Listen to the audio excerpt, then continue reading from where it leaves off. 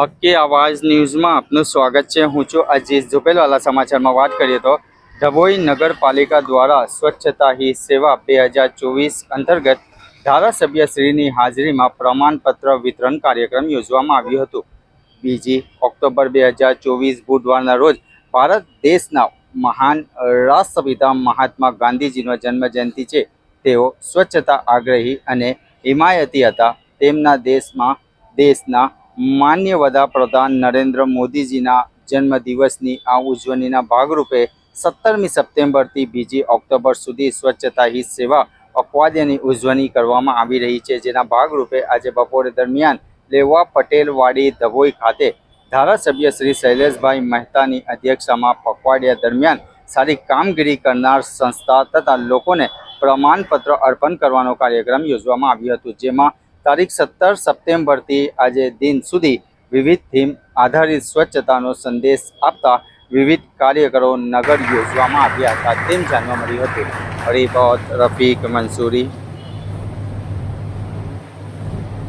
દોષી બીજા કે જેઓએ યોગ બાબતે આપણા ડભોઈનું નામ જિલ્લા કક્ષાએ કરીને ઉજાગર કર્યું છે, તો એવા આ દોષી બીજાને પ્રતિક તરીકે જેઓ યોગની અંદર જિલ્લા કક્ષાએ પણ સારી સન્માન કરીશું। તો ધારાસભ્યશ્રી તથા સ્ટેજ પર બિરાજમાન તમામ મહાનુભાવોને વિનંતી કે ભારતીય પરંપરા પ્રમાણે આપણે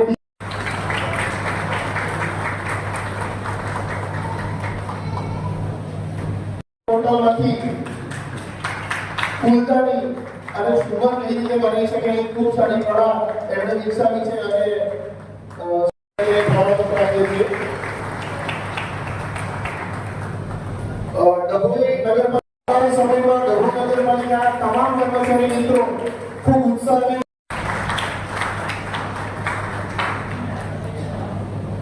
સંદેશ લઈ અને પોતાનો એક સાંસ્કૃતિક કાર્યક્રમ રજૂ કરે। શ્રીરાજ ચૌધરી, મને ખબર છે કે સ્વચ્છતા તરફ લેવાયેલું મારું એક પગલું સ્વચ્છતાના આ સંકલ્પને ચરિતાર્થ કરીશ। આજે 2 ઓક્ટોબર આપણા રાષ્ટ્રપિતા મહાત્મા ગાંધીનો જન્મદિવસ સાથે પૂર્વ વડાપ્રધાન અને જેમણે જય જવાન જય કિસાનનું સૂત્ર જન્મદિવસ અને આજના દિવસને રાષ્ટ્રીય સ્વચ્છતા દિવસ એ આપણા હાલના વડાપ્રધાન નરેન્દ્રભાઈ મોદીએ જાહેર કરી છે અને એને જ અનુલક્ષીને સ્વચ્છતા સેવા એ પખવાડિયાનું ઉજવણી કરવી। આજના દિવસે એને અનુલક્ષીને ડભોઈ નગરપાલિકા દ્વારા આજે આ કાર્યક્રમ રાખવામાં આવ્યો। મોટી સંખ્યામાં અહીંયા નગરપાલિકાના અધિકારીઓ, નગરના આગેવાનો, નગરપાલિકાના સભ્યો, કર્મચારીઓ, અનેક સંસ્થાઓના આગેવાનો ઉપસ્થિત રહ્યા।